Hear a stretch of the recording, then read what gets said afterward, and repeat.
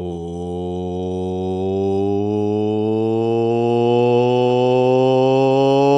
welcome into the Russ Joy Show. I'm Russ Joy. You figured that out because you're smart. It's also the name of the show. I'm just adjusting a second screen over here, and I always forget how far I can push the screen before I break the stream, how far I can push the screen before everything falls apart. That seems fine. I can tell you some things that aren't fine. I'm not feeling entirely fine about your team, your town, your Philadelphia Flyers today. We'll talk about that in a little bit. I'm not feeling fine about the fact that Paul George got suspended for 25 games. Not feeling fine about that. I'm not feeling fine about the fact that Vic Fangio's, talking about retirement, and apparently he's been talking about retirement for over a year. Not feeling fine about that either. But we are not going to let that take away from a marvelous Monday. It is the middle of the afternoon on a Monday, and damn it, I'm going to bring positivity, or at least I'll try. I'll try to bring a little bit of joy to your day. Welcome on in, and if you are new to the show, which is entirely possible, welcome. We do this every Monday, Wednesday, Friday. Times vary. We've pretty much been settling in around 2:30. That time might change. I have no idea. I don't know. My meeting schedule continues to change every day. I don't know. It's like throwing darts at a dartboard. But what I will tell you is, regardless of the time, regardless of when this show goes out every Monday, Wednesday, Friday, I will always shoot straight. I will always tell you exactly how I feel. I am not bought and paid for, nor am I given talking points. And damn it, I wish I could come on to the show today and tell you that I feel so much better about the Philadelphia Flyers and the direction and the rebuild. I swear, I wish I could come on the show today and tell you that everything is rainbows and smiles and I'm feeling great about everything, but I'd be lying. I'm not going to lie to you on this show, okay? I'm not going to do it.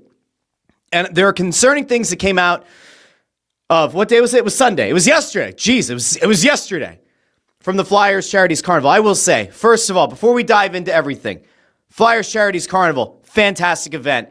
Absolutely awesome. In the sea of negativity that's been going around social media, specifically around Rick Tocchet and his answers on Snow the Goalie and on PHLY Flyers, I do want to note really quickly before we get into today's show, it was a fantastic event. It really was. It truly was. Flyers Charities raises millions of dollars.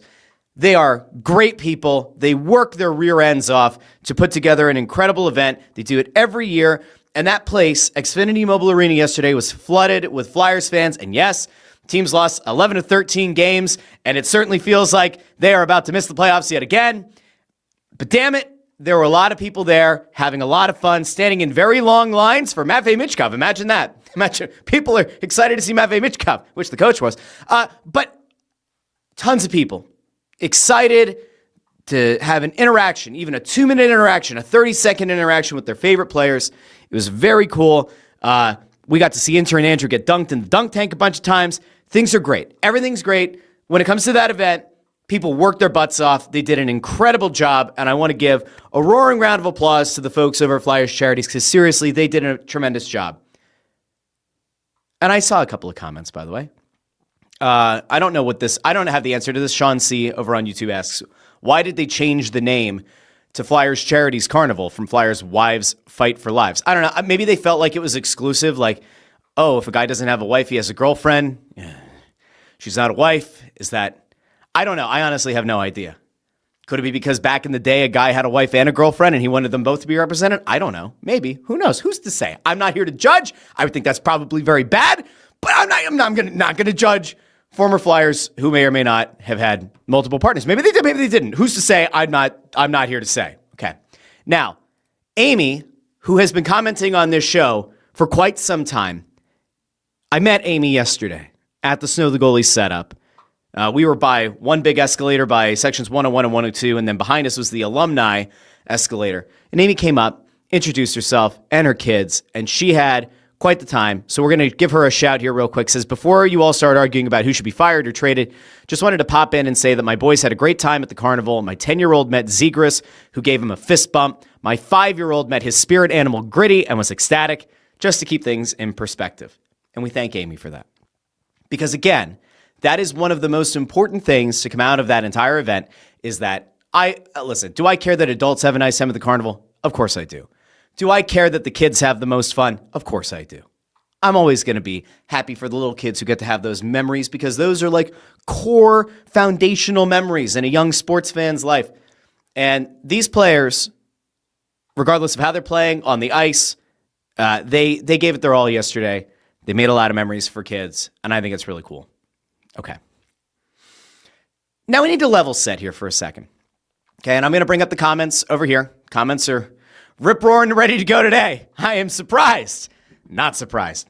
I want to level set on a couple of things. I want to address one or two things. I don't actually know. This is one of those rare times where I'm like, I don't even know if it's worth addressing, but I'm going to do it anyway just because I think it's important to make sure that we're all on the same page. So I went into the carnival with a very finite, this may surprise you and it may not. I never write down questions that I'm going to ask ahead of time to anybody, player, executive, coach, I don't care, okay? I think that whole canned thing, you can say that for political interviews, you can say that for all that wonderful stuff. I don't care. I'm not doing that. We are going to constantly, on the fly, you have a couple of ideas in your head of where you might want to go, but you let the conversation kind of dictate where things are going to go. There are people who were definitely out for blood at the carnival in the comments section that wanted blood. They wanted blood in the streets of some combination of Rick Tocchet or Keith Jones or Danny Briere or Dan Hilford or whoever else. And it's important to note one thing. On one hand, it is a charity event. You are not going to do that at a charity event. That would be uncouth. That would actually be, I would argue, outside the lines of what is acceptable. And at the same time, I think it was also safe to say that we weren't going to go in there and do a total fluff piece because that doesn't make sense either, okay? So we tried to toe the line. We tried to do a fair and balanced approach to the questioning of Rick Tocchet and the questions asked around Keith Jones and Dan Hilferty. Some people felt like there was ass kissing on the Hilferty thing. I hate to mention this to people. Dan Hilferty does not own the Flyers, okay? That's Brian Roberts and Comcast. He doesn't own the team. Ultimately, if the Flyers want to make some kind of foundational move or unbelievable game-changing thing, I'm not even sure that he's the last call or the last person who makes that decision. He may be, he may not be. But if you listen to a Dan Hilferty interview and you're like, this guy, whatever you think, if you're super negative about him, I'll just point out, he's not, I asked him this, he's not the one who's scouting these players, nor is he telling Keith Jones and Danny Briere who to draft, nor is he telling them who to target in free agency. So, I'm not going to say he's a figurehead, but he's kind of a figurehead. And I think that all things considered, he does a good job of explaining to people that he was a Flyers fan and wears the fan hat. And if you expect much more than that, I think you're kind of barking up the wrong tree. It's not the same thing as holding Mark Cuban's feet to the fire when he owned the Dallas Mavericks and he was truly the final decision maker. I don't think it's the same thing. I don't think it's apples to apples.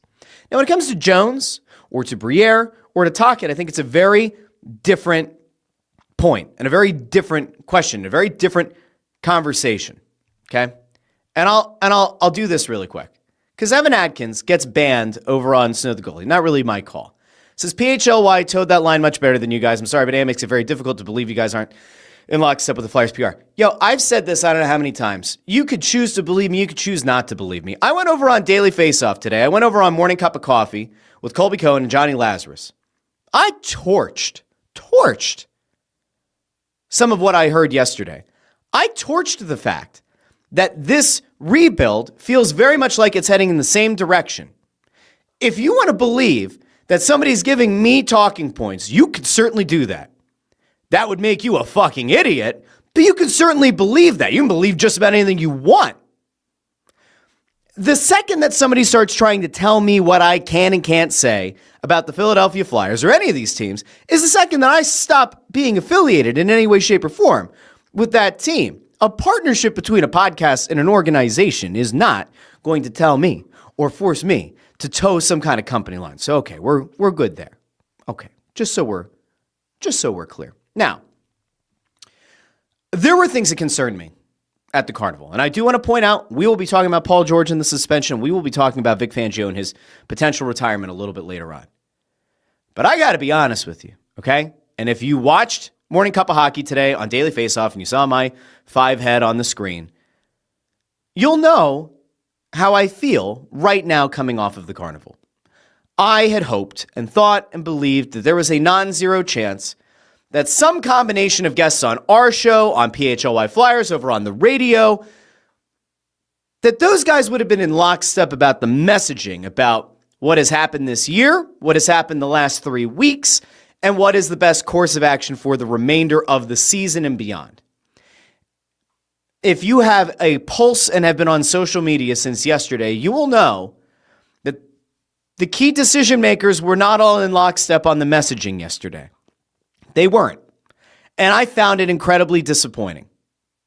And I will be honest with you in that I felt a little bit heartened, not disheartened. I felt a little bit heartened by the fact that when we asked Keith Jones about the long-term viability of this thing being a cup contender and how you get there versus making a short-term move to try to make the playoffs, I did feel better that he said that this thing is going to take time and that they're looking at this thing with the long-term view in mind, which is reassuring. When we talked to Dan Hilferty, he was kind of talking about how, this offseason, maybe you try to make a splash. Are you willing to package assets together to go out and make a trade?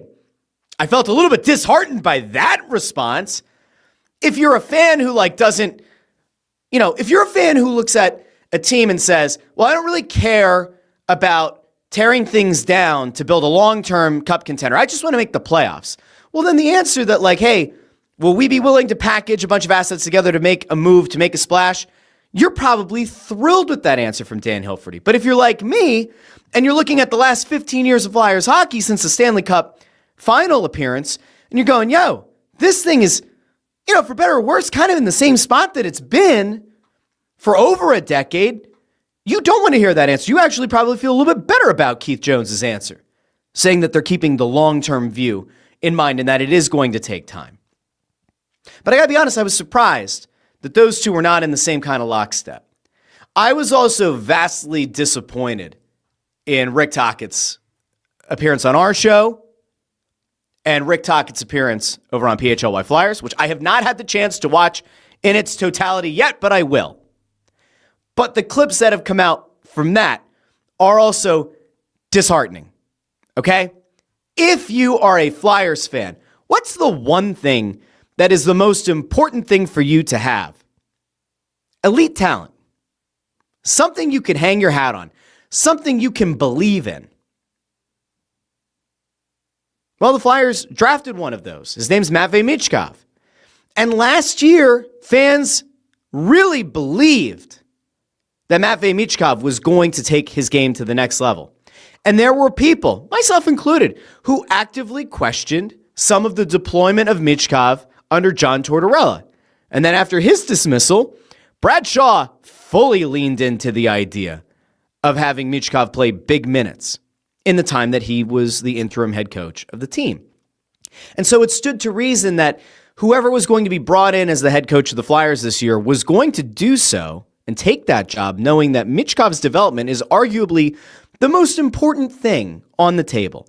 It's not about picking up relatively meaningless wins in October. It's not about trying to scratch and claw for the final playoff spot in February or in March. It's about the long-term development of your most important players. It's not happening. It's not. It is not happening under Rick Tocchet. Now, we are over 50 games into the season. We are 2 home games until the Olympic break, and then about a week and a half or whatever when they get back from the Olympics until the trade deadline. And this Flyers team would need almost an act of God to make the playoffs right now. The Flyers would have to have a better stretch over the remaining games this season than they've had at any point this season, just to try to scrap and claw to be the last team in. And if that is the case, if the Flyers have to go on an incredible run just to barely squeak into the playoffs, I will once again ask, what's different about this fake playoff run, because in fairness, it would be a fake playoff run at this point, versus the one 2 years ago under Torts, that instead of having you draft in the top 10, maybe even the top 5, had you draft in the middle of the round where you got Jetlachenko. What's the difference? I'd argue there isn't much of a difference at all. So, color me surprised that upon being confronted with some very basic questions, I would say relatively non-confrontational questions by myself, by Bill Matz, on 2 separate shows, Rick Tocchet did not seem prepared for the questions he was going to get. Now, Colby Cohen and I went back and forth on this morning on Morning Cup of Hockey over on Daily Faceoff, but I look at anybody who's worked in TV, anybody who's worked in media, you are pulled out to a more macro view of the league, and you know the way that a comment from a coach can affect a team, can affect a market, can affect a fan base, can affect a player. And so I am still resolute in the belief that Rick Tocchet is media savvy enough to know that the shit he said on Sunday on 2 different shows was probably not the best thing to air out publicly. Now, one happened on our show. It happened over on Snow the Goalie. One happened over on PHLY Flyers. I'm going to try to play a couple of excerpts of the things that Rick Tocchet said, because I do believe in giving people full context, okay? Now, I'm not going to play the entire question, because as some of you know, I tend to ask questions and it can take a little bit to get to the point. I do that because, for the most part, it's disarming and you usually get a better answer. But I asked Rick Tocchet about Vladar and about whether or not it was covering up some issues with the team. And he said, go talk to John Cooper about Vasilevsky. I mean, yeah, it probably does help to have a goalie that's playing at an incredibly high level, but I'm not going to apologize for good goaltending. That was fine. That was fair. But then I asked about restrictions, because if you look at the way that Matvei Michkov is playing, and when I said restrictions, I'm looking at 2 things, right? I'm looking at playing him on left wing instead of letting him kind of migrate over to right wing, where it feels like he's a much more dangerous player, where it felt like he kind of set up an office last year and was more dangerous as a goal scorer and probably more dangerous as a playmaker. And I'm also looking at it in terms of restrictions on, Tocchet talks all year about north-south play. Well, Michkov is probably best suited to be an east-west player, to be a guy who can possess the puck and not have to go north-south as much. When you look at his game against Colorado a week ago, or a week and a half ago, whatever it was, when the Flyers won 7-3 in Colorado, giving them their second regulation loss of the season at home, Michkov had a few plays where he came off the right to the left, just inside the blue line, possessing the puck, was a dangerous player, scored 2 goals, looked like his confidence was at an all-time high, and then a few games later, Michkov is playing 10 minutes. He's barely getting more minutes than Garnet Hathaway. He's effectively getting 4th-line minutes. That, to me, is a restriction. Now, Talk might not agree that that's a restriction. I would disagree. But I am going to go over. This is something that we had. This was a little back and forth from Snow the Goalie's Carnival show, which you can, of course, find over on the Snow the Goalie YouTube channel and wherever you get your podcast. Let's go out to talk real quick. And this question was, and you'll hear it in a second, all about restrictions and whether or not the fact that the team has struggled the way that it has in recent weeks will maybe get him to loosen the restrictions a little bit. Let's go out to talk. Yeah. Has the fact that this has kind of gone the way that it has for the last few weeks, does it maybe as a coach now, you're going to still try to win every game, that's important, all that. Does it loosen the restrictions maybe a little bit that you have internally about all right, as we are trying to win every game, when you talk about the Barkeys of the world, the Michkovs of the world, obviously that's a longer term important thing for you, for everybody. Yeah. Does it loosen up some of those maybe rigid restrictions that you have on a guy specifically and the role that he was expected to? What are the rigid, this is where I have to, what are the rigid, I'm not telling a guy not to take a guy one-on-one or come out of the corner and win your battle or take it, or make a smart play, make a play, a rush play or whatever. Sure. But there's times and places for that, and you gotta, was there a restrict, you got no speed through the middle, you got 4 guys on you, you're up a goal. Is it the time to try to do a pack pass in the middle? No, winning teams don't do it. No, you do it once in a while, yeah. Do you want it? I want a guy to be creative. I want a guy to come out, separate yourself and take it to the net or deke a guy in and out. Nobody's telling you not to do that. So, we want that. Trevor Zegras, came from a situation last couple of years, and he's thriving. We have, I think Forrester is a guy that his arrow has been going up. We have a lot of guys that have arrows going up. We just got to continue on that, and it's my job to continue that arrow. But it is true. You got to free up. That's my job as a coach and the staff, is to free up their mind. Yeah, and I agree with you. I've done this long enough and interviewed enough people long enough to know when a question kind of touches a nerve. That one touched a nerve. Now, it might not come across there. Maybe it does. Maybe it doesn't. right here.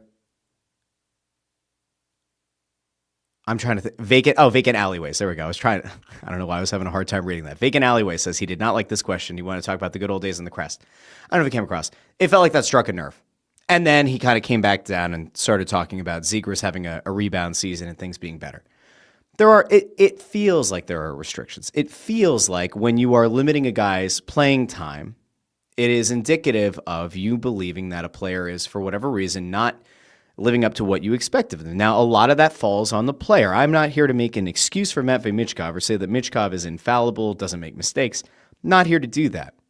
But I do actively question the likelihood here that it is a totally fair and balanced merit-based system that's being run here when it comes to Michkov and him making mistakes. We'll continue. To be clear, like when I say free up too, like I look at it like this, right? Yeah. The way that you lean on some vets on the team versus, some of the younger guys. Is there a... If we're not at the Carnival, I directly cite examples of Grabenkin being in and out of the lineup this year, and why a guy like Garnet Hathaway, who really has not played anywhere near the level that he did a year ago, felt like a fixture in this lineup. Not the place. But here we are kind of talking around it. Okay. Thought there of like some of those younger guys maybe getting increased minutes just because if things kind of continue to go with the way that they're going, is that part of the long-term development? I agree with you. I think the start of the year, the game, when you're losing all the time and you're losing 6-5 or 4, and you're playing April hockey, doesn't mean nothing. Sure. You got to try to get young guys confidence. And development is getting pounded every night. So you try to some semblance together to put some kind of structure where you're somewhat in games. Yeah. Do you got to get some players in the lineup that you're going to learn the mistakes? But what are the mistakes? Is it not back check? So there seems to be at least some agreement there. There seems to be some acknowledgement that, like, if the team continues to fall out of the playoff race, that he realizes he's got to play younger guys because it doesn't make a ton of sense to just play the vets and kind of throw the younger guys' development to the side. But okay, we'll keep going. Second, is that allowing a guy to do what he wants? That doesn't happen in winter hockey. Bundy, you can step in there. But, there is a give and take. Either way, I agree with you there. And you got to find that sweet spot. But there is situations where Denver Barkey, like he made a couple of plays last night. He tried to make a play. I get it. It was a nice try. If he makes the play, it's probably in the net. Guy, whatever, probably should have threw it there with the power play. They had a breakaway. That guy probably won't do that again. Or he'll do it once in a while. Those are the guys that, you're trying to develop and mature. And it's like everybody, and that's our job. I get it. So, started rocky, ended okay. So, after Tocchet left, I went, all right. There were a couple things there that I maybe roll my eyes at a little bit or I disagree with, namely restrictions. He didn't like the term restrictions. But again, minutes-wise, a question can be asked. Does a guy get minutes because he's earned them or because you view him as a high-end player? I would argue that in year 3 of a rebuild, year 1 of this coach being part of this rebuild, it is as important, if not more so, than ever to find a way to have your most important player, the guy who, to Amadeo's point over here in the comments, the president of hockey ops and the GM went to the airport to pick up. They did a whole social media blitz about getting Michkov in a Phillies cap at the airport. They clearly signaled that, like, this guy isn't just some schlub. Now, in the weeks and months that followed, they did say, hey, don't put the savior tag on Matvei Michkov, but they very clearly believed that he was better than, just some ho-hum rando international first-round pick. And so here we are, 2-3 years later, and we're having a conversation about Michkov getting like fourth-line level minutes, 10 minutes of game time. To me, that's a cognitive dissonance of sorts in the collective hive mind of the decision makers on this team. You've got the front office clearly believes in this guy. They were unwilling to even have a conversation about him for Quinn Hughes, who would solve your number one defenseman issue like that. And then the coach doesn't seem to believe that he's got to play Matvei Michkov. Okay, now, that's only one part of this because I believe Tocchet was with us first, and then he went over onto PHLY Flyers, and this is where I felt like things really went off the rails in a big way. And I will give Bill Matz a ton of credit for asking the question. Now, his framing of it, I guarantee is why he got the answer that he got, because you'll hear it in a second. I'll actually break this down. I'm not criticizing the line of questioning, but I can almost guarantee that I know exactly why Tocchet started seeing a little bit red, it looked like. I'll tell you why. You'll see it in a second. This was Rick Tocchet over with PHLY Flyers after he was on with us. So maybe we put him in a mood. I don't know. Yesterday, Matvei Michkov, Sure. 10 minutes of ice time. The fans that I have spoken to are not happy about some of the things that have gone on since you've been here with the young player that we were also excited about a year ago. By framing it as the fans are unhappy, you could see it. That was it. What does he have to do to get to that level and earn your trust so he can play the minutes people like me think he should get? So you think he should get it because he's earned it, because he came, like we've talked about it, and I'll be very frank, and Charlie will tell you, I'm a very frank guy, honest. I go down swinging. Yeah. Matvei did not come into camp in shape. And Matvei did not come into camp in shape. Okay. Have we heard that all season? Yeah, we have. Have we heard that 1 time, 2 times, 10 times? How many times have we heard it? We've heard it a lot. Matvei came into camp out of shape. I think we've probably gotten that point home. I do. I think that we've definitely gotten there. He came into camp out of shape. All right, cool. That was how many months ago now? What did it do? It's February. What are we, like 5 months, 4 months, 5 months, almost 6 months from camp? All right, so that's still the talking point. Okay, what else? It's hard to play yourself in shape. I have not. Well, fuck me. I guess if you can't play into shape, they should just shut him down for the rest of the year. There's no hope. Go home, everybody. Matvei Michkov showed up to camp out of shape. They're fucked now. You can't do anything. Can't do anything. That's it. It's over. If you don't show up to camp in shape, season is washed out. It's a wipe. There is nothing left. Exercise in futility. Or maybe not. Okay. Told him or any other players, take a guy one-on-one. Come out of the corner with a puck. On a rush, like make a play through the rush. Here's a little bit of overlap from what he said to us in here. Okay. He's having a tough time in those situations. So kind of tough to find a rhythm when you play 10 minutes, but okay, I digress. Yeah, you could say, well, other players try. I mean, I get it. Maybe they don't have the skill set, but we're trying to get. That's kind of important. You know, you sometimes try to do things that other people can't when you have the ability to do it. Yes, that is fair. To that level, right? How to develop him, practice, making sure that you're on time for treatments and things like. There's so much. Now that's new. That is new. Coming into camp out of shape, long established. Not making to treatments on time is new. That is a new thing.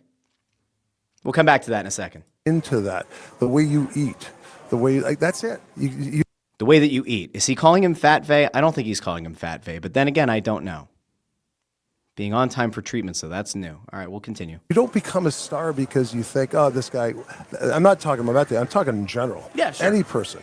Look at Trevor Zegras. A couple bad years he comes here. We've pivoted to Zegras. That's 2 interviews in a row that he's pivoted to Zegras. He's a little bit of a slump, and I was trying to get him through the center position, see if I think there's a time to try it right now. Now is the time to try it. So the first 50 games of the season, fuck Trevor Zegras at center. We're not doing it. He's a winger. We're going to tie him to Christian Dvorak. We're not going to split them up and figure out what we have in either guy. We're just going to tie them together and play a hybrid role. But here, got like less than 30 games left. Yeah, now's the time to try center. Yeah, that seems smart. Okay. Whether we can do or not, we'll see, and keep putting him out there.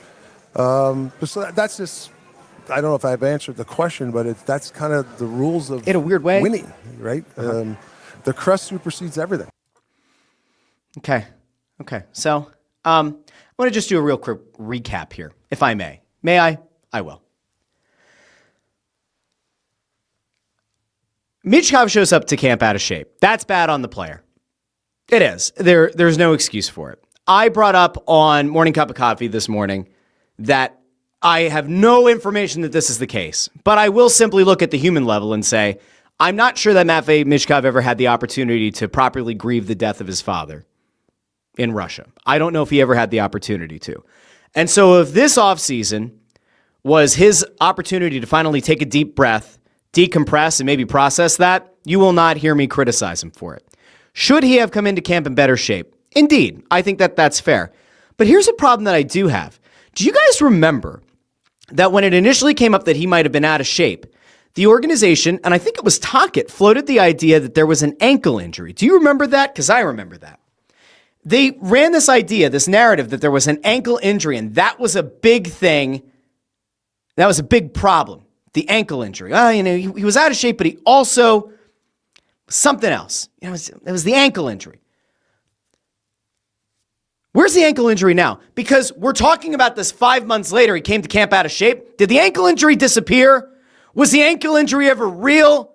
Because Michkov isn't the one who said, oh, yes, I hurt my ankle. My ankle was bad. I hurt the ankle. No, he wasn't the one who put that out.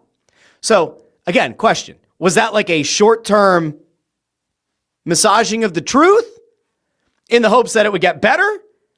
And now we're just kind of retconning that, and now it's no longer... Because the injury, you would think that if the injury thing were real and were like seriously impactful, like they tried to make it sound like it was in the fall, you wouldn't still be then going on to other shows today and yesterday and saying, he came into camp out of shape. Okay, so the treatments thing is interesting. It's the first time that we have heard, unless he's going to argue that he misspoke or he's being taken out of context because he was speaking in generalities about guys missing treatments or being late for treatments and not eating the right way. And maybe that's going to be the easy way to kind of weasel that one through. But I will note, based on the context of the discussion, it does sound like he was saying Michkov missed treatments or was late to treatments. There is no reason to go public with that. None. I have talked to enough people since yesterday. I have exchanged enough DMs with people in the hockey world since yesterday and texts yesterday and today saying, what the fuck is Rick Tocchet doing? Why did he mention the treatments? And why is he still harping on camp? But why the treatments? What was the value add? What's the value add to the conversation? The answer is there is none.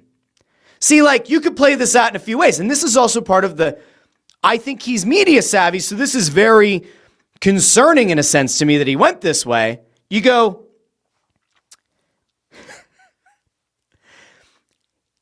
was this just a circus that he kind of like played off in his mind that like the team's lost 11 to 13 games and looks like shit, but now if he like says something like this, the headlines are no longer, wow, the Flyers are playing like shit. It's Tocchet is talking about Michkov again. But I'll argue that like if that's the point, that is a wild miscalculation because that doesn't help anybody. And it once again kind of fuels the narrative like Vacant Alleys has here that says there's a reason he hates Michkov. I don't think he hates him. I don't. But man, I'm not thrilled with the idea. Like, I don't think this was a smart thing at all to come out with. I really don't. And if I'm in that front office today, I'm having a conversation. I'm having a conversation about the comments on our show, the comments on PHLY's show. This cannot happen again. This should not be happening. You should not be airing grievances like this publicly. There is no point. And I will also note, there were some concerns, right? There were concerns not that long ago about the situation between Elias Pettersson and JT Miller and what happened in Vancouver and who was stoking the flames of it. This doesn't look good. This doesn't look particularly great in any way. And, I hate to remind you, but before the Flyers hit the skids and the media was asking about Michkov and his minutes, we heard the open complaint about, you guys just keep asking about Michkov, and we're like, 17-10, and you guys are talking about Michkov. It's 5 or 6 questions. I get you have to do a job, but like you're asking about, I'll present this without comment, right? I'm going to present this without comment. You tell me if this is concerning in any way, or if this is just a mere coincidence, okay? I'm going to show you a clip. I want you to listen to the clip, and I want you to tell me if this sounds in any way, shape, or form familiar. With JT Miller due back soon, what can you say about the way PD has elevated his game in JT's absence? Elias Pettersson. Yeah, I mean, that's what you expect him to do, right? He's doing a good job producing. I don't know what else to say. You guys are obsessed with PD, yeah? It's PD every game. Sorry. You get paid a lot. You're always going to be part I know, of the story. but every game, like I gotta. You guys are good at it. Like you analyze the game. Why do I have to? I don't. When I ask questions at TNT, I never always. Hey, this player. That's just. We'll let you ask us the next time. It just gets. I love you guys, but it gets old. Like every time, PD. Because you guys. I know you want to say the wrong thing. That's why. I'm not falling for that trap anymore. I got full of it. But I'm joking. That is a legitimate question. He's producing. I'm screwing around with you. Like he's been producing that JT's been out.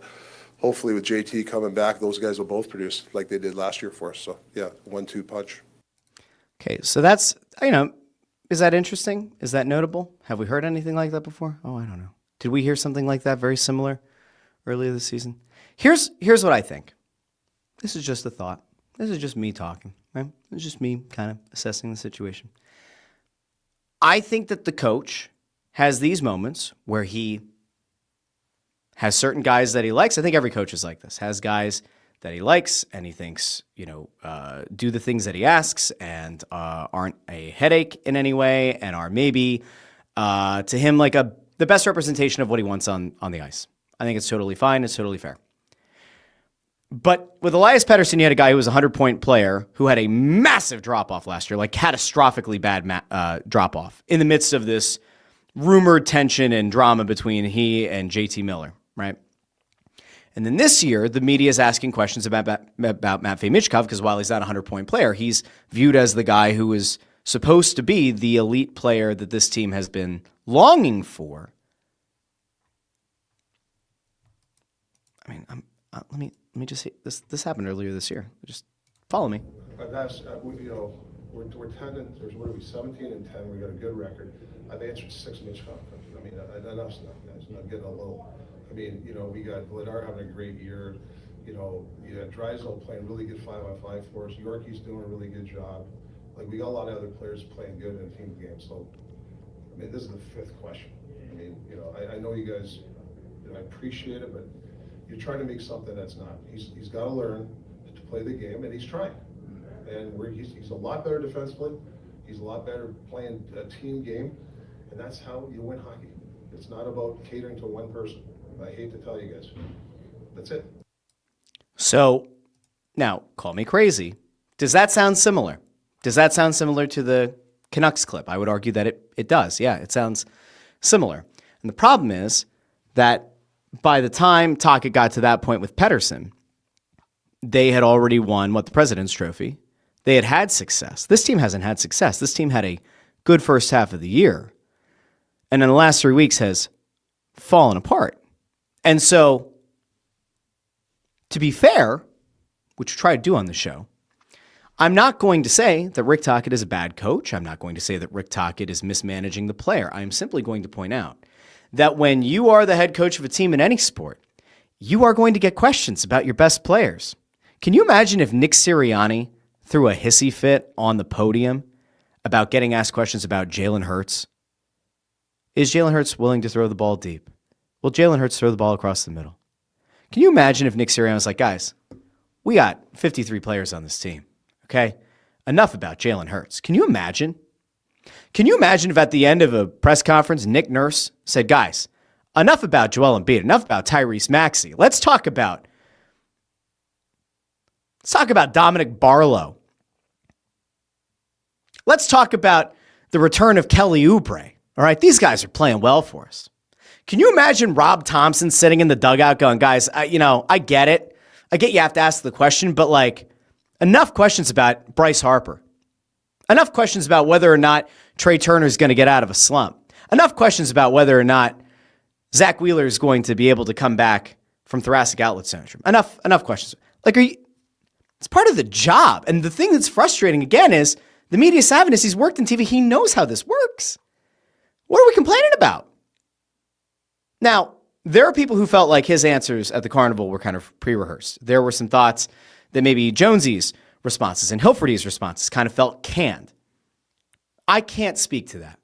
What I can tell you is I don't feel like we got a full, honest look at what's going on behind the scenes with the team this year.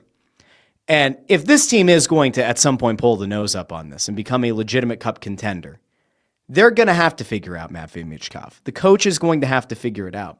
There was a somewhat concerning thing. I'm not going to keep playing clips the entire show. There was a clip that came out from the PHLY show where Keith Jones said, among the many things he said, they have to remind the coaching staff to play the young guys. That's ultimately part of this process, is getting those guys minutes and getting them to progress in everything. And I thought that was a little bit concerning, but I will say the final thing that I found concerning on Sunday was that we got confirmation, and I will give Keith Jones a lot of credit for being honest and forthright about it. But man, we got confirmation on something that I figured was correct, but I kind of wish wasn't correct. And it was about free agents.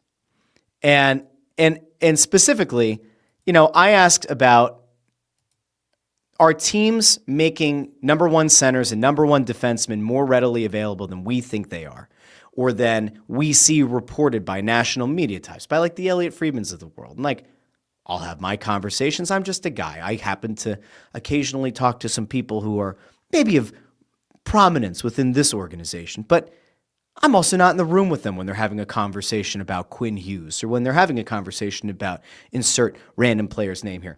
So I just simply ask, are one Cs and one Ds more readily available, or do teams talk about them more than you would think? And I'm going to kind of cut off part of the answer here, but he said, maybe a little bit. There might be a few more names out there, but it costs an astronomical price. And then that led into something that really, you'll see. You'd have to have a lot of things in place in order to make that happen. And that's one of the biggest challenges. And then with the salary cap increasing and with the announcement that it was going to increase over a 3-year period, it gave every team the thought that they need to lock up their guys as quick as they can, because they used that money on their own and ended up, taking off 10 or 12 good players that would have had a bidding war for their services. So yeah, the landscape in that regard is changing too. So does that kind of change the calculus for you guys? It changes every team's calculus, because that's where it's headed right now. So it makes, your challenges that much greater, but you have to find a way. Sure. It's just like we did as players. You find a way, and you can't make excuses. You just got to keep hammering away and give it everything you got. Now, I'm not going to crucify Jonesy for the answer, because that's honesty. What do we always ask for? We ask for honesty. I mean, was I unfair because, I'm chastising Tocchet for going public about the being late for treatments thing? I would say that that's a little bit different, because that's exposing something that wasn't asked about and didn't need to be exposed. But in the case of Jonesy here, the big fear all along, right? And I've been saying this, you can go back, you can watch this show, you can go back and watch Snow the Goalie from, last summer. It felt like for a while the Flyers were signaling to the public, hey, 2026, got a lot of money coming off the books. Happen to be some pretty enticing free agents out there. Connor McDavid, Kirill Kaprizov. They clearly thought that those guys were going to get to free agency. And whether they thought they were going to get them or not, they clearly wanted to have meetings with those guys, right? Well, that didn't happen. They're all gone. And so what might have worked in the past, right? Like there was a time in an uncapped era where the Flyers could just splash more cash than everybody else, bring them into town, and you're in good shape. But then there's the current landscape where, you're going to have a lot of money in 2026. But teams, knowing that the cap was going to go up, no longer feared what percentage of the future cap a big money signing was going to take up. Now, you also had an anomaly, right? Connor McDavid took less money than he should have on a very short-term deal to try to make things work in Edmonton. Kaprizov got paid a ridiculous sum of money, but if he had gotten to the open market, I think he would have gotten as much or more in the midst of a bidding war. But once it became known that the cap was going to go up for the next 3 years, yeah, teams, what do we say, panic? Do we say overpaid? Not so sure. But they wanted to lock their guys down, and they did, which now means free agency is off the table for 2026. There is nobody. There is no one left on the free agent market for the Flyers. In that clip, before I started, you can go find it on Snow the Goalie's Twitter. Jonesy says, the price for a 1C or a 1D, if they're available, is astronomical. Okay. So does that mean trades are off the table? Because if it does, if free agency is off the table and trades are off the table, where do you go look for talent? Where do you try to find yourself an elite prospect who can maybe be part of the organization going forward? The draft. The draft. Which leads me to the final point on the Flyers for today. And that is this.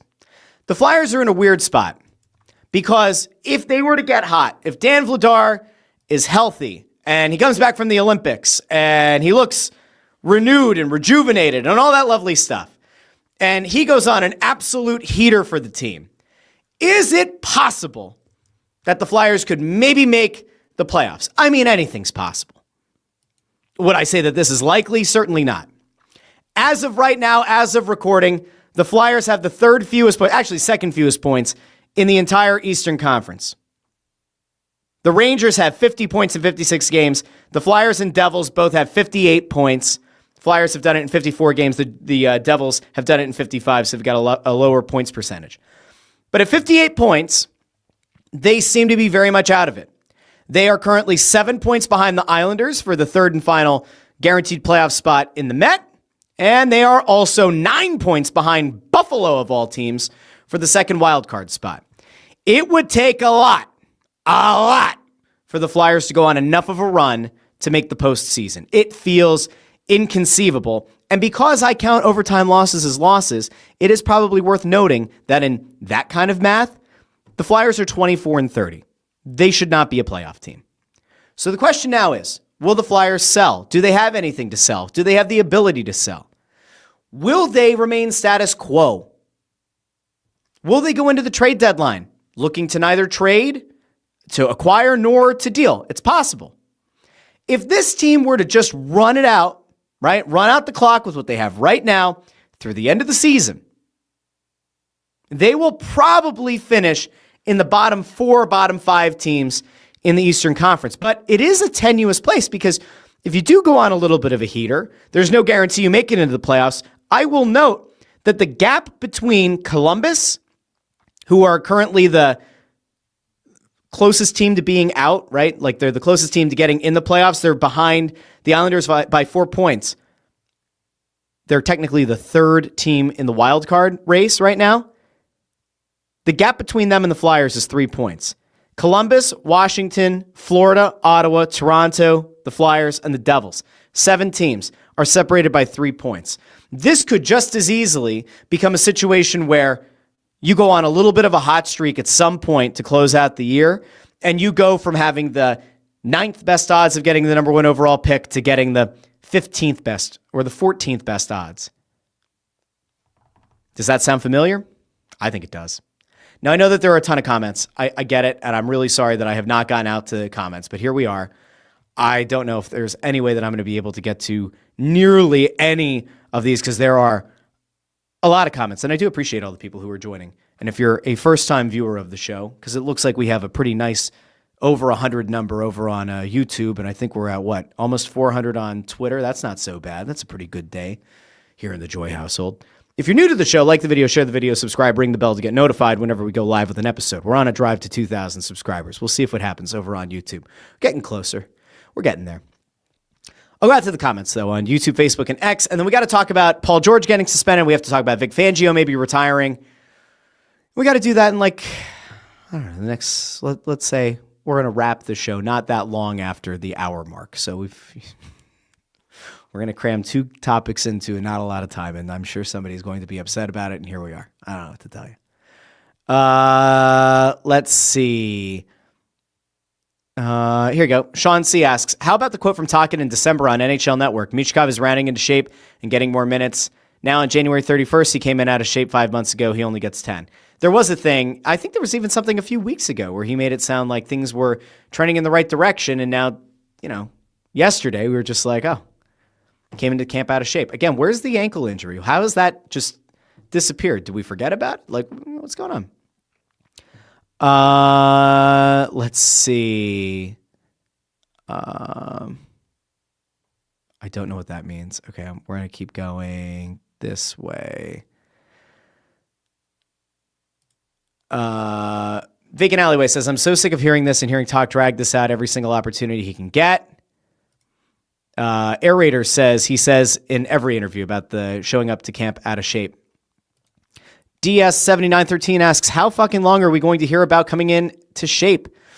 One thing we haven't heard is he's still not in shape. And it depends on who you talk to. NHL guys, NHL players will say, if you are behind over the course of time, other players get even better conditioned and you're still behind. The hope has been all along that by the time the Olympic break rolls around, maybe some guys are going to get a little bit laissez-faire in their conditioning. Michkov will work his ass off for 2 weeks, and that he'll kind of narrow that gap. Maybe he won't be on the same level by the time the Olympic break is over, but he'll get closer. We'll see if it happens. CMZ caught this too, that in the quote back to Bill Matz, he says, you know me, I'll go down swinging. Yeah, I mean, it's fine.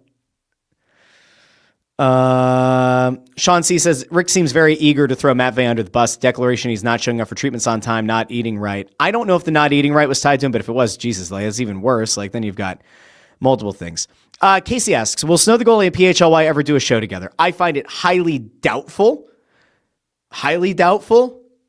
I hold no animus. We used to have, I think like way back in the day, we used to have what I would consider to be a fun rivalry. I don't know if they thought it was as fun as I did. But I wish everybody success, and I want everybody to get paid boku bucks to do what they enjoy doing. And I wish everybody, a ton of success. I don't think there's ever going to be a crossover show. What the hell do I know? I'm an idiot. Anything could happen. Would I openly invite the PHLY people to come hop on over to the Russ Joy Show and we could commiserate about the Philadelphia Flyers? I will have an open invitation. You guys who like to watch Snow the Goalie PHLY Flyers, you can extend the invitation on my behalf. I will have anybody on the show. We can agree, we can disagree. It would be fun. It will be respectful. I don't bury people on this show. It's just not fun. It's not good for a show. All right. Let's see. Jay Grabby says he's the closest thing, about Michkov, the closest thing we have to a franchise player, and he's being thrown under the bus and backed up over and over again. Mr. Bone, with the opposite thought, says I side with Tocchet. Matvey is a liability right now. Okay. K-Dub says, so this organization blew it with Cutter, and now they're doing their damnedest to blow it up with Matvey. Next up, Martone. I got to tell you what, that is a point that, like, I don't think we've gotten to yet.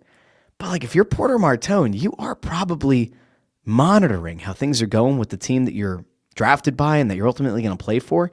If you're Porter Martone, does this, like, light a fire under you to make sure that you don't show up to camp out of shape? Or does this make you go, the hell is this? Why is he airing that out? I'll tell you what, in whatever event that Michkov requests a trade or Martone doesn't want to play here, the whole thing has to go. Like, you got to throw everything out at that point.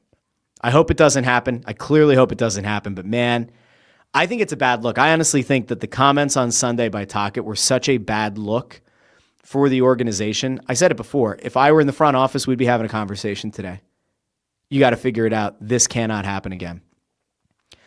Air Raiders says, I think that's the biggest problem. Fans are building a narrative because we can never hear from Michkov himself. Pretty sure we only got that one interview. I think the last time, somebody's been tweeting at me about it, I think the last time he was made available was like December 2nd. I think that's it. It's a long time ago. It's a long time to not hear from the player that fans are the most interested in hearing from. Ford, who's not even a hockey guy, says he comes off like a man who's desperate and now being very defensive. I think the team is going to free fall. I think that's probably fair. I don't think it's going to get any better. I don't. Let's see. Vacant Alleyway says Cutter's looking more and more right. See, I don't know if that's fair. The thing that we don't know ultimately about Gauthier is, was there legitimately a guarantee made to him that he would get to come in and play the final game or two of a season, and once Chuck Fletcher got fired, that was pulled back? If that's what ultimately led to the falling out there, that's one thing.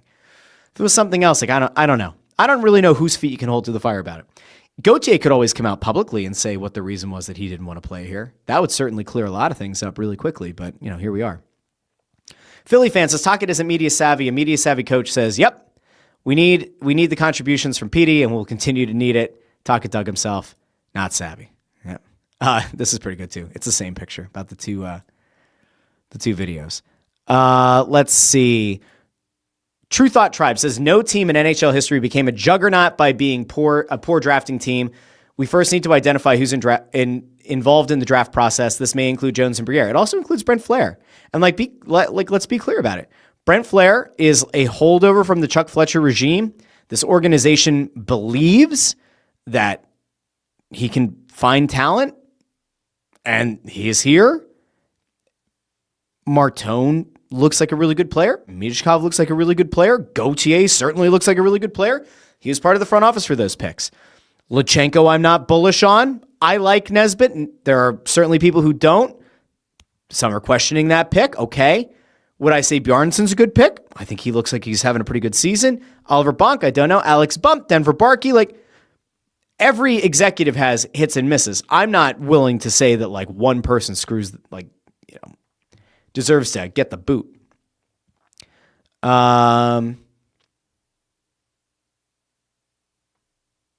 Let's see.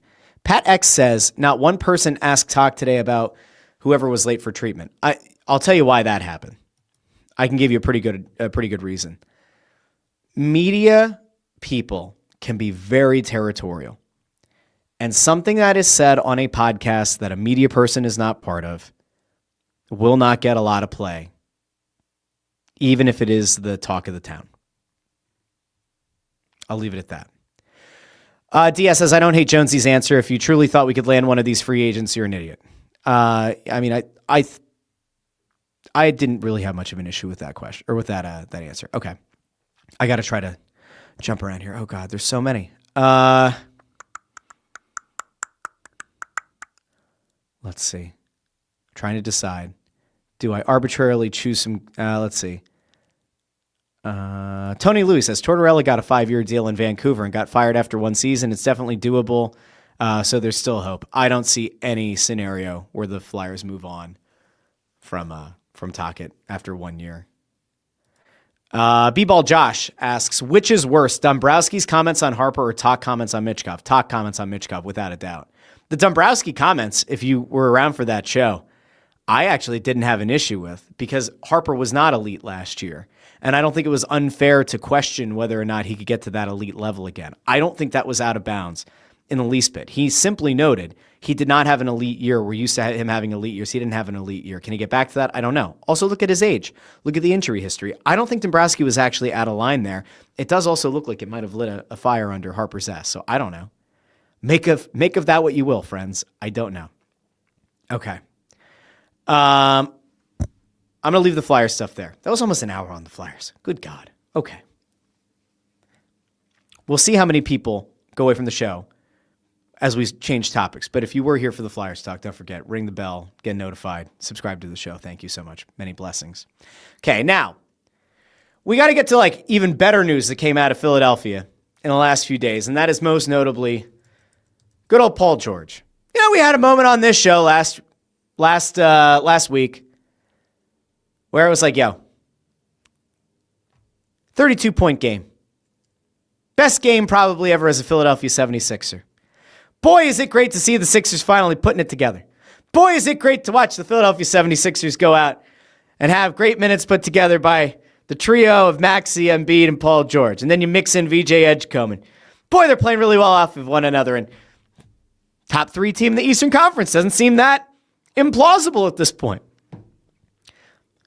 And then we find out on Saturday that Paul George has been suspended for 25 games for a violation of the anti-substance abuse policy of the National Basketball Association. Now, we are going to do our very best here to be at least somewhat fair to Paul George. We'll read off his statement. This is a statement that he gave to ESPN. Quote, over the past few years, I've discussed the importance of mental health, and in the course of recently seeking treatment for an issue of my own, I made the mistake of taking an improper medication. I take full responsibility for my actions and apologize to the Sixers organization, my teammates, and the Philly fans for my poor decision-making during this process. I am focused on using this time to make sure that my mind and body are in the best condition to help the team when I return. I think it's a good statement. I do. This led to plenty of back and forth among national media pundits and what kind of substance did he take and mental health this and mental health that. And the guys over on Inside the NBA, they kind of had a back and forth about it and about different kinds of things that you could take for your mental health and how they're all kind of like whitelisted. But then you have a few things that are blacklisted. And it seems like the number one thing that people have kind of like glommed onto is ketamine, that ketamine can be used for some mental health stuff or some ADHD stuff, and that maybe because ketamine would theoretically be a banned substance because it can also be a performance enhancer, right? I'm confusing ketamine and creatine. Different. But anyway, the ketamine might be part of a treatment plan, and it's blacklisted. I'm gonna do both of these, right? On one hand, if Paul George is dealing with mental health stuff, we wish him well. And I tend to believe that he's dealing with mental health stuff. So we wish him well. At the same time, we can question, how does a player in the NBA, NHL, NBA, MLS, MLB, any league in the world, where you have nutritionists and trainers and organizations that have people who can help you get your medications approved and supplements approved, how do you not go through that process fully and clearly? How do you not do it? That is a failure on the part of not just the player, but of the human being. If you are seeking treatment for mental health, for a physical ailment, you have people who are capable of taking the entire process out of your hands, going to the league and saying, hey, this has been prescribed by a doctor for this condition. Will you approve it? Can you give a case-by-case approval to this player? This isn't like, oh, there's some dude on the corner who will maybe like try to advocate on your behalf. There are representatives for this within organizations. Paul George should have and probably did know better and failed to get this approved. And it is not good. Now, we can say all that and still say, I hope Paul George gets the help that he's looking for, gets the help that he needs. That is ultimately the most important thing because I care about the health and well-being of human beings. I certainly appreciate their efforts to make me smile and cheer when the team wins. But Paul George being out for 25 games is brutal on a few fronts.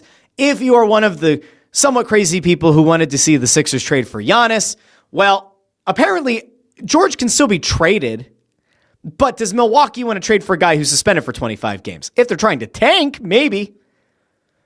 But it probably makes the entire process more difficult. If there had been another team out there that was willing to part with a high-end player and to make the money work, they would have been willing to take on Paul George. That probably has effectively killed any of those conversations as well. And the big frustration here is they were just starting to mesh. They were just starting to gel. Embiid and Maxey and Edgecombe were playing so well off of Paul George and vice versa. And so for him to go out now when it felt like they were just starting to hit their stride is so disappointing on so many levels. And it simply cannot happen. Now, Landro says, you're assuming Paul George isn't dumb as a post. I don't think he is. I don't think he's an idiot. I think that he made a mistake. I certainly hope that the mistake truly was he was taking something for his mental health, and that's what got flagged. If this just so happened to be like, he took something that like everyone knows you shouldn't take, well, that was pretty stupid and pretty selfish. And then we would absolutely lambaste him. Like if we found out that Paul George was experimenting with drugs or something, just for the hell of it, and had to get a test. And now he failed because he was out partying. Oh, I would absolutely rip him on this show. I will simply hope that Paul George is a decent enough human being to not use mental health as the umbrella from which, or the shield from which, we repel fair takes on this kind of a matter. Now, it's a bummer. It's a disappointment. The good news is that there will still be, I think it's 10 or 11 games when Paul George gets back leading into the playoffs. He's not suspended from the playoffs, and he does have like a multi-week period to get himself back into shape. I assume that over the next 25 games that he misses, he will remain in shape because he's got to know more than just about anybody. If he shows back up in a few weeks, when this thing is over, a month and a half or whatever, when this suspension is over, if he shows up and looks out of shape, this city will absolutely demand his head on a spike. I tend to think that he's going to come back in very good shape, hopefully with mental clarity, and hopefully, if he does receive some kind of treatment for mental or physical health, he'll get it approved by the team in the league first. Okay. I love this, by the way. Amadeo, going out to the old Stephen A. Smith. This man hired Lamar Odom, who was on crack. Yeah, it would be something. All right, now, last thing. And this is actually the thing that I thought, as of a couple days ago, would kind of lead the show. Vic Fangio. I don't know what we're doing. Multiple conflicting reports over the weekend that Vic Fangio considered retirement, told the Eagles he was going to retire. Then there was a comment out there that somebody from within the organization told Jimmy Kempski, I think, or Jeff McClain told one of them that, well, hold your horses. We're going to do whatever it takes to keep Vic Fangio. And then Jimmy Kempski said that I guess in the midst of all of this stuff going sideways potentially with Vic Fangio, that they've already started to put together contingencies and start to identify people that they might target in the event that Vic Fangio comes back to them again at some point and says, hey, I am in fact going to retire. Remember, he was ready to retire after the Super Bowl and then didn't. They convinced him to stay. But here you go. Look at these names. Jimmy Kempski put out a report over on Philly Voice from sources. Eagles considered Jim Schwartz and Jonathan Gannon for defensive coordinator job after Vic Fangio retirement scare. I almost had a panic attack when I saw this. Not a real one, but kind of a quasi-real one. You remember Jim Schwartz when he was here? It was okay. You know what Jim Schwartz is kind of notorious for? Being kind of angry when he gets passed over for gigs that he thinks should be his. Most recently in Cleveland, Monken got hired. Remember the offensive coordinator from the Ravens got hired as the head coach? And then apparently the next day, Jim Schwartz went around and started telling other coaches, I'm out of here. I don't want to be here. You're not going to hire me for head coach. I don't want to be here. I'm out. If Jim Schwartz is here, is he going to be gunning for Sirianni's job? Geez, if Sirianni didn't want to interview certain people or didn't hit it off with certain guys because he thought the offensive coordinator candidates were going to take his job, can you imagine how he would act if Jim Schwartz were the coach here, the defensive coordinator? Can you imagine? Sirianni would be looking over his shoulder at every single opportunity, expecting Schwartz to try to kneecap him. Jonathan Gannon being allowed back in the building might be enough to get me to light my Eagles memorabilia on fire. There is no world in which Jonathan Gannon should ever be considered for defensive coordinator of this team. Absolutely none. He might be a nice guy. I have no idea. Maybe Jonathan Gannon's a nice guy. But you remember all the rumors leading up to the Super Bowl, right? About how he didn't actually want to go be a head coach yet, right? About how he definitely was preparing for the Super Bowl while also meeting with the Arizona Cardinals about their head coaching job, right? Remember that? Yeah, okay. Nah, sorry. I don't know if I can let that one go. And he didn't exactly have a ton of success out in Arizona. So no, I'm not moving heaven and earth to bring back Jonathan Gannon, nor Jim Schwartz.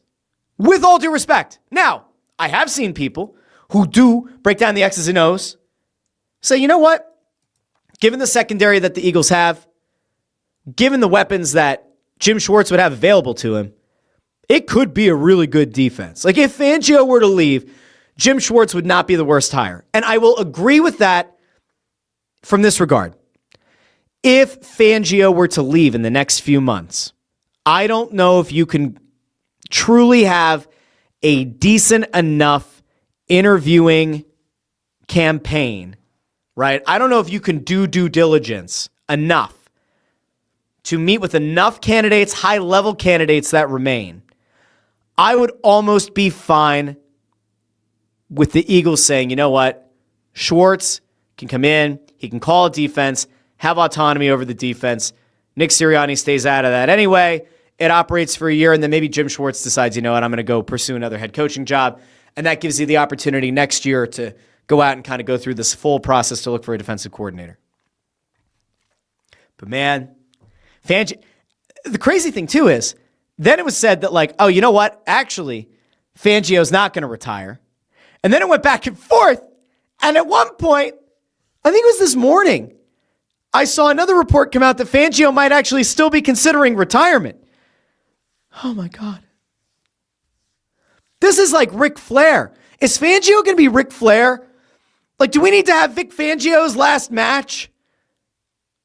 Remember Ric Flair like had the retirement match against Shawn Michaels, and then it didn't end up being his retirement match, and he ended up in TNA.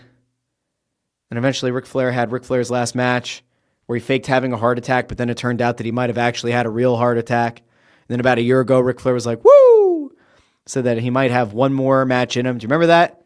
We don't need, in the words of Amadeo, Fangio's last blitz. We do not need that. We just need Vic Fangio to stay and never leave.